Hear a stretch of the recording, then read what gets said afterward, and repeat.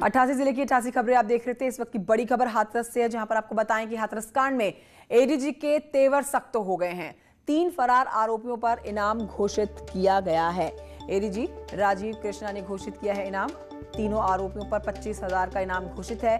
जिला पुलिस को सख्त कार्रवाई के आदेश दिए गए हैं। तो ये वही मामला है हाथरस का, जिस पर खुद मुख्यमंत्री योगी आदित्यनाथ ने संज्ञान लिया और सख्त से सख्त, जल्द से जल्द आरोपियों को पकड़ने के बाद सजा देने का ऐलान किया गया है। तो इस पर आपको बड़ी अपडेट दे रहे हैं कि हाथरस कांड में एडीजी के तेवर अब सख्त देखे जा रहे हैं। 3 फरार आरोपियों पर इनाम घोषित कर दिया गया है। 25,000 का इन तीनों पर इनाम घोषित किया गया है। जो भी सूचना देगा इन आरोपियों की, उनको मिलेगा 25,000 का नकद इनाम। एडीजी राजीव कृष्ण ने घोषित किया है ये इनाम। तीनों आरोपियों पर 25,000 का इनाम घोषित हो चुका है। जिला पुलिस को सख्त आदेश दिए गए हैं कार्रवाई के।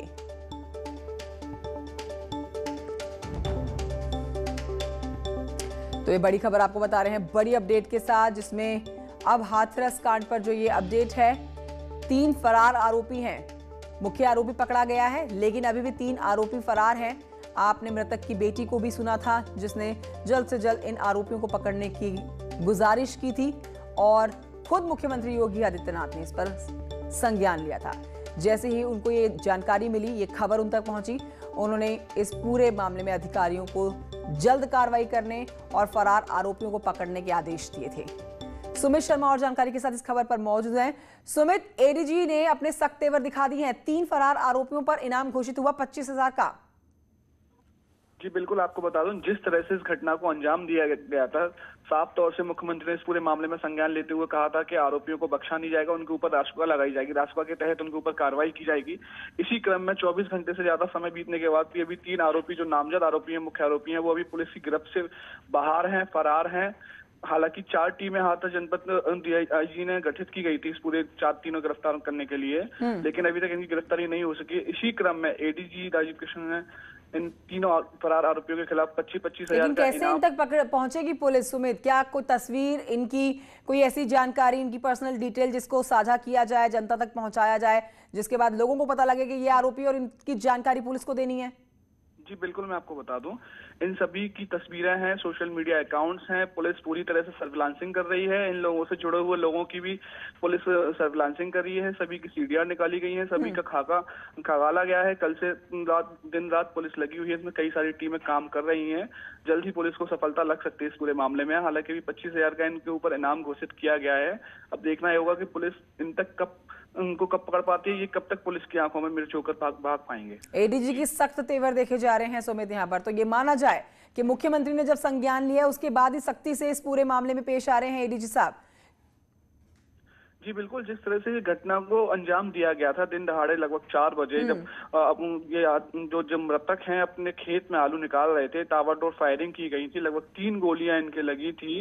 जिस तरह से ये लड़की, इनकी जो बेटी थी, उसकी छेड़छाड़ का ये करता था और उसके बाद मुकदमा लिखा गया था। उसको फैसला करने का दबाव बना रहा था। फैसला ना करने पर इस घटना को अंजाम दिया गया था। जी, बहुत शुक्रिया आपका सुमित शर्मा।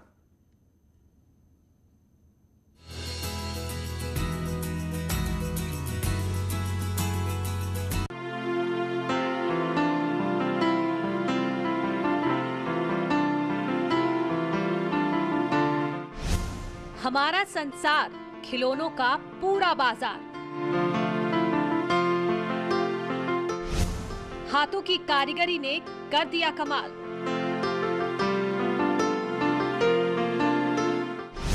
देश के हर कोने में खिलौनों के बाजीगर। नए भारत की देखो अब असली मिसाल।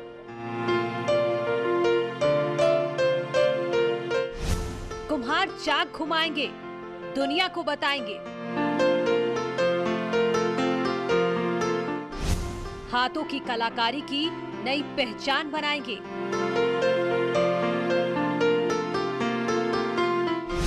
आत्मनिर्भरता की मिसाल को पेश करेंगे। नए भारत के निर्माण की ताकत दिखाएंगे।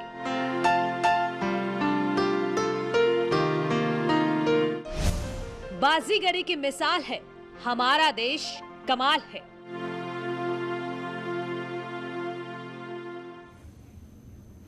ब्रेक के बाद अच्छी खबर आप तक पहुंचाते हैं। देखिए, पुलिस थाने तो आपने कहीं देखे होंगे, लेकिन जो थाना आज हम आपको दिखाने जा रहे हैं, ये थाना आम थानों से थोड़ा अलग है।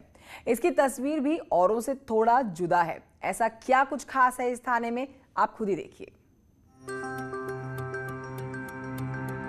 चमचमाते शीशों से बनी ये इमारत आपको किसी शोरूम का एहसास करा रही होगी। आपको लग रहा होगा जैसे आप किसी शोरूम या मॉल में दाखिल हो गए हैं, लेकिन जब आप इस इमारत में दाखिल होंगे तो आपको पता चलेगा कि ये कोई मॉल या शोरूम नहीं है, बल्कि एक पुलिस थाना है। आपने बिल्कुल सही सुना, हम बात कर रहे हैं मेरठ के टीपी नगर पुलिस थाने की। इस थाने का ऐसा कायाकल्प हुआ है कि अब ये थाना तो लगता ही नहीं। ये साफ सफाई ये तो सब सौजन्य से बनवाया गया है थाना, और अब आ गई। थाने में काम करके कैसा लगता है? बढ़िया महसूस होता है, एकदम साफ स्वच्छ पूरा शुद्ध थाना है, अलग ही थाना है एकदम। जी, पारदर्शिता काम में भी है और फरियादी लोग आ रहे हैं उनके लिए महिला हेल्प डेस्क भी है। बहुत अच्छा लग रहा है सबको, आगे जो आते हैं बताते हैं बहुत अच्छा थाना लग रहा है। इस पुलिस थाने में जब आप दाखिल होंगे तो आपको शानदार फर्नीचर नजर आएगा। इसके अलावा चमकते सीसीटीवी कैमरे, साफ सफाई देखकर आपको लगेगा जैसे आप किसी 5 स्टार होटल में हो। देखिए, जहाँ तक इस थाने का सवाल ही नहीं, जहाँ जहाँ विजय गुप्ता जी गए हैं, हमारे यहाँ दिल्ली गेट में भी गए थे, तब ये गए तो दिल्ली गेट का सुधार इन्होंने बहुत ज़्यादा किया। वहाँ से सदर गए, सदर का सुधार किया। आज यहाँ इत्तेफाक से मैं इनसे मिलने आया था, मैंने देखा घुसने के बाद तो मैं ये समझा शायद कोई शोरूम बन गया थाने में, तब अंदर आया तो पता चला ये ऑफिस है। आमतौर पर किसी थाने के मुंशी की तस्वीर लोगों के जहन में एक पुराना रजिस्टर लिए शख्स की होती है, लेकिन इस थाने के मुंशी चमचमाती कुर्सी पर बैठे नजर आए और रजिस्टर भी बाकायदा अलमारी में सजा कर रखे गए। ये मॉडर्न पुलिस का रूलिंग चल रही है अब पब्लिक के लिए भी और पुलिस के लिए भी, दोनों को अच्छा लगता है यहाँ पे आके। सब पारदर्शिता चाहते हैं और वही पारदर्शिता यहाँ बनी है। पहले आप कौन से थाने में तैनात थे? इससे पहले हम नोएडा तैनात थे। थाना था वहाँ पर, और वहाँ का और यहाँ का अंतर क्या देखते हैं? अंतर तो काफ़ी डिफरेंट है। अब कहीं पे भी आसपास के किसी भी जनपद में ऐसा थाना नहीं है जैसा ये बनाया है। इतना ही नहीं, इस थाने में मुफ्त वाईफाई की भी सुविधा है। कुल मिलाकर इस थाने में 16 सीसीटीवी कैमरे लगाए गए हैं। खास बात ये भी है कि बिना सीसीटीवी के भी थानेदार हवालात में बैठे हर शख्स को देख सकते हैं, और हम उम्मीद करते हैं जिस तरह से इस थाने को पारदर्शी बनाया गया है, उसी तरह की पारदर्शिता हमें इनके काम में भी देखने को मिलेगी। यहाँ आकर के फरियादी अपनी बात आसानी से रख पाते हैं। कई फरियादी तो यहाँ तक कहते हुए नजर आते हैं कि लगता है कि वो थाने नहीं आए हैं बल्कि किसी शोरूम में आ गए हैं। इसे लोग शीशे वाला थाना कहने लगे हैं। कैमरा पर्सन अभिषेक शर्मा के साथ उमेश श्रीवास्तव, न्यूज़ 18 मेरठ।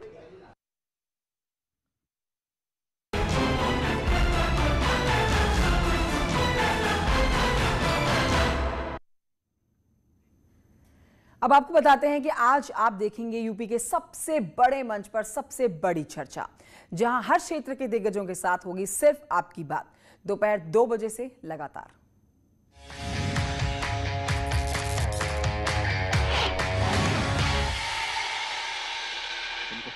ऐसे ही फिर सजेगा यूपी का सबसे बड़ा मंच।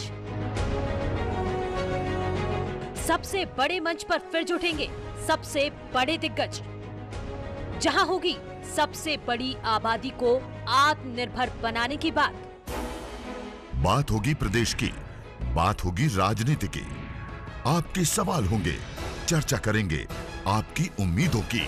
डिप्टी सीएम केशव प्रसाद मौर्य से होगी संस्कृति और विकास की बात। निवेशकों की मन की बात कैबिनेट मंत्री सिद्धार्थनाथ सिंह बताएंगे। न्यूज़ 18 के मंच पर चर्चा होगी खुलकर, आत्मनिर्भर बनता उत्तर प्रदेश कैसे चुनौतियों को बना रहा है अवसर। राजनीति, शिक्षा, स्वास्थ्य, उद्योग, खेल और फिल्मी हस्तियां होंगी एक साथ। इस मंच पर विपक्ष की तरफ से भी होंगी बड़ी हस्तियां। समाजवादी पार्टी के अध्यक्ष अखिलेश यादव से होगी विधानसभा चुनावों की बात। हम पूछेंगे इस बार साइकिल की सवारी किस पर भारी।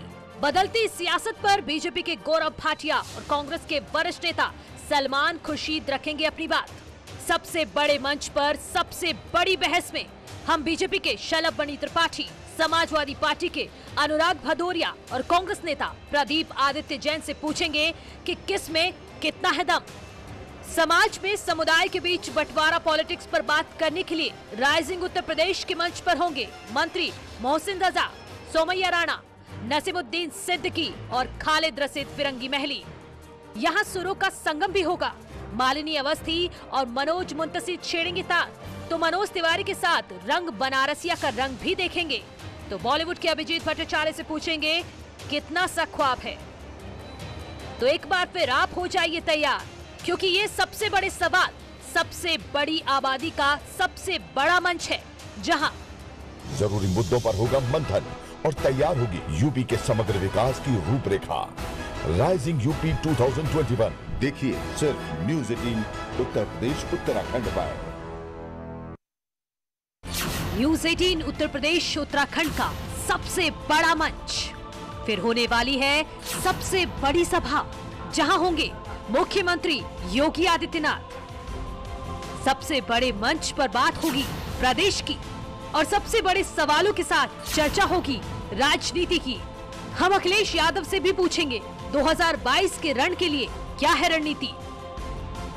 फिल्म जगत की हस्तियां भी होंगी साथ। इस मंच पर हम करेंगे सबसे बड़ी आबादी की उम्मीदों की चर्चा। इसीलिए न्यूज़ 18 उत्तर प्रदेश उत्तराखंड पर जरूर देखिए राइजिंग उत्तर प्रदेश दोपहर 2 बजे से